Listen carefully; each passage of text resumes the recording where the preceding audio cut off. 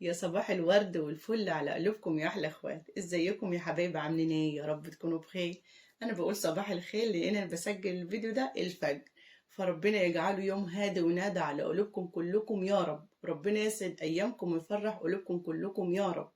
واهلا وسهلا بالضيوف الجديده اللي دخلت على قناتي، نورتوني وشرفتوني، ربنا ما يحرمني منكم جميعا يا رب. النهارده يا حبايبي بقى هنعمل مع بعض شويه فطير مورقين بكل سهوله خالص، من غير ما تفردي وتعملوا قرص وحاجات ياما كده. والطريقه ديت معتمدينها بقالنا سنين انا واخواتي، وباذن الله بحركات بسيطه كده الفطير يطلع معاكي منفوخ وزي ورقه السيجاره. واقول لك الدقيق المظبوط عشان يطلع معاكي حلو كده، والعجين الصح والخبيز الصح. الفطير ما هو الا حاجتين: تعجني صح وتخبزي صح، بعد كده كل حاجه تبقى سهله معاكي. يلا نبدأ كده ونسمي الله ونصلي على سيدنا محمد عليه الصلاة والسلام عشان ربنا يبارك لنا في كل عمل بنعمله. أول حاجة كده المية تكون دافية. تاني حاجة تحللي الدقيق بتاعك، الدقيق المظبوط بتاع الفطير اللي هو فيه عرق. أنا عن نفسي عاملة بدقيق غلة. انت بقى تجيبي أي دقيق موجود عندك، بس يفضل يعني تجيبي دقيق متعدد الاستخدامات. بعد كده بقى اتحطيت شوية بودر صغيرين كده وملهمش لازمة أساسا يعني. انا عملت البودر قبل كده، ودي تاني مره برضو اجرب البودر، قلت يمكن اجربه كمان مره يديني نتيجه، بس من غير البودر برضو الفطير يطلع منفوخ معاكي.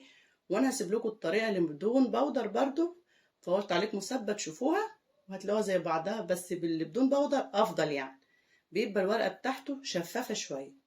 بعد كده بقى اتنزلت لو موجود عندك بمعلقتين لبن بودره.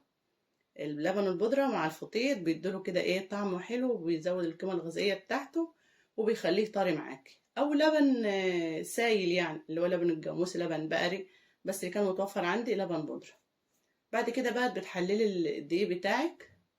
اهم حاجة تدخلي الدقيق بتاعك حتى ولسه جايباه من عند حد واثقة فيه، لان ساعات بصراحة الدقيق بيجي وبيخوننا ويبقى فيه حاجات مش كويسة خالص. وما تجيبي الدقيق بتاعك تجيبيه من حد مضمون يا جماعة. بصراحة انا جبت قبل كده والله دقيق فاخر، قعدت يوم والتاني جيت احلله لقيت فيه هدود وحاجات كده، اللهم احفظنا يعني، ربنا يهدي الناس. بعد كده بتنزلي بشوية مية بشوية مية، وتكوني حاطة في المية بتاعتك معلقتين سكر. لو هتعملي الكيلو الدقيق هتحطي معلقتين سكر وربع معلقة ملح على المية بتاعتك، وتعجني بقى وما تحطيش المية مرة واحدة. الدقيق الكيلو الدقيق بياخد قد ايه مية ما اقدرش اقولك، الدقيق بيختلف عن بعضه. واهم حاجة في العجينة تفضلي تلتي وتزودي شوية مية بشوية مية لحد ما توصلي للقوام ده. ما تحطيش المية مرة واحدة، لو حطيتها مرة واحدة العجينة مش هتطلع مظبوطة معاكي، وهتاخد يعني لت كتير وهتتعبي. في اي عجين لازم تعجنيه شويه بشويه شويه بشويه، تحط شويه ميه صغيرين بشويه ميه صغيرين، هتلاقي ايديك تطلع بسهوله والعجينه تبقى مطاطه معاكي وعشرة على عشرة. تيجي في الاخر كده وتحط شويه زيت. وعلى فكره انا برضو الطريقه اللي سيبها لكم في صندوق الوصف او في اول تعليق مثبت، كنت بحط على العجين شويه زيت بدل اللبن البودره. وعايزه تحط الاتنين حط، لو بتحبي الحاجه ناعمه ممكن تحط شويه زيت، معلقتين زيت كده في العجينه مع شويه اللبن. بعد كده بقى الزبدة ديت في ناس بتختلف عليها كتير، بيقولوا مش صحية. أنا معاكم وما أقولكوش لأ، بس ربنا الحافظ وإحنا بنعمل اللي علينا وسمي الله. وأنت بتحط ايدك في أي حاجة كده قول يا رب اللهم احفظ وسلم. وأكتر الأفران أصلا، كل الأفران مش أكتر الأفران بتعمل من الزبدة دي. طبعا كنت عاملة الفطير ده في الشتاء، فالزبدة بتبقى جامدة جدا. فأنا إيه، بمسك البتاعة بتاعت الفول ديت وأفضل إيه يعني أعمل فيها كده لحد ما تطرى معايا. هي اصلا في الشتاء بتبقى رخمه قوي. في الصيف بقى، طبعا احنا في الصيف كل سنه وانتم طيبين، الزبده تبقى سهله معاكي جدا ان شاء الله. بتسيبي الفطير طبعا يعني زي نص ساعه كده يستريح، كل ما تسيبيه يستريح ما شاء الله شايفيه من غير نشابه بيتفرد لوحده. بصراحه دقيق الغله ممتاز في الفطير يا جماعه. بيبقى اسمر شويه، بيديكيش اللون الابيض اللي انتم بتشوفوه في الفطير التاني، بس بيبقى صحي. الدقيق الغله صحي جدا، الدقيق الفاخر ده مش صحي خالص. طبعا نزلت بمعلقتين سمنه بلدي كده سايحين على الزبده، وقعدت اعجن علشان ايه تفك شويه. ما فكتش برضه، بس برضه حطيت الزبده عادي خالص ما فيش اي مشاكل. وعملت انا كنت عاملاها في الشتاء الجامد يعني. بتفضلي تفردي بقى، انت لو عندك طولة بال شويه تمسكي حته الزبده، بس انا صراحه كنت زهقانه وعايزه انجز، قمت ايه حطها، لان بصراحه احنا بنعملوها كده على طول لما بتبقى مزهقانه، وبتفرد اصلا النار بتسيح الزبده في الفطيره يعني. بتعملي بقى تسيحها على ايدك كده لحد ما تسيح، وبعد كده بتحطها بتلفها رول وتقطعيها القطع اللي انت عايزاها، عايزاها حتت كبيره عايزاها حتت صغيره، اللي انتوا عايزينه يعني. انا كنت عامله حوالي كيلو دقيق ونص. بالبركه يا جماعه. هتقولي لي بتعملي كام وكام؟ ما اقدرش اقول لك، برضه اقول لك ممكن اقول لك مقادير بسمعها عند ناس تانية، بس انا بصراحه بعمل فطير بعمله بالبركه كده. حط ايدك وقولي بسم الله، توكلت على الله، والله ان شاء الله كل حاجه اللي تطلع مبروكه في ايدك وتطلع عسل زيك باذن الله. بعد كده بتمسكي الحته بقى كده، تفرديها زي ما انتوا شايفين كده، ومن غير ما تحطي زبده ولا سمنه. مره تانية بقى لو انت عايزاه ناعم حط شويه زبده او سمنه وانت بتفردي الفرده ديت، وبعدين تكوري.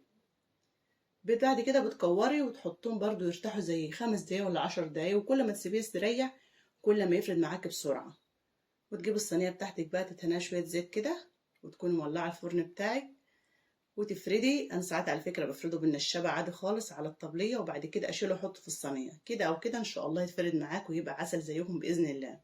تاني حاجة يا حبايبي في نجاح الفطير، لازم تدخليه على درجة حرارة عالية. لو تخبزي في فرن زي ده بتسخنيه الأول كده شوية، وأول ما تدخلي الفطيرة بتهدي النار عليها من فوق ومن تحت. طبعا بتسيبها عالية شوية زي دقيقتين تلاتة كده. أول ما يبدأ ينفخ معاكي بتهدي النار من فوق ومن تحت عشان يديكوا اللون الأحمر ده، ويبقى مستوي من جوه ميبقاش معجن من جوه. لو هتعملي في البوتاجاز بتحطيه في الرف الوسطاني، واول ما يبدا ينفخ معاكي كده بتهدي النار عليه، ولما يحمر من الجوانب لو ما عندكيش شوايه بتطفي من تحت لو الاتنين بيولعوش مع بعض يعني، وتولعي من فوق لمده 5 دقايق. بس خدوا بالكم ان البوتاجاز بيخدع، ممكن يحرق الحاجه معاكي بسرعه لو انتش مركزه يعني.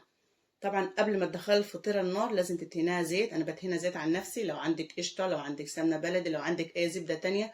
والفطير على فكرة بأي زبدة بيمشي، بس الزبدة البيضة دي بتطلع الفطير معاكي ناجح جدا، لأن مبيبقاش فيها نسبة مية كبيرة. لكن فيرنا وجنة والحاجات دي بيبقى فيها نسبة مية، فبتخلي الفطير ايه، مبلط شوية معاكي لو انت هتعمليه بدون بودر. اما لو تحط له بودر مع الزبدة فيرنا او جنة هيطلع معاك ان شاء الله منفوخه 10/10. طبعا هنا اول فطيرة، اول ما بتشغلي الفرن ما بيشتغلش معاك الفطير، ما بيقبش بسرعة. لكن تاني فطيرة وتالت فطيرة ان شاء الله تطلع مظبوطة معاك. اهم خطوه بس انك تاخدي القرار وتقومي تعملي فطير في بيتك كده، ولو ما طلعش مظبوط اول مره يطلع مظبوط تاني مره. احنا كلنا ما اتعلمناش في يوم وليله يا حبايبي، احنا ياما بوظنا ولحد النهارده بنبوظ. القلم بيغلط.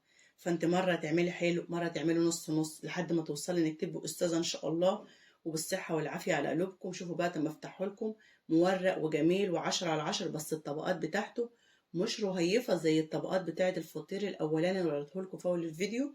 كنت بفتحه لكم كده بالشياله دي بدون بودر يا جماعه. البودر بيخلي العجينه هشه شويه كده، فبتبقاش واخده راحتها. فبلاش بودر يعني، عجنيه كويس واخبزيه كويس وان شاء الله يطلع مظبوط معاكم. وكده الفيديو خلص يا حبايبي. لو عجبكم ولسه ما حطيتوليش اللايك حطوا له اللايك، واذا كنتوا جداد في القناه اتمنى تشتركوا فيها. دمتم في رعايه الله وامنه، والسلام عليكم.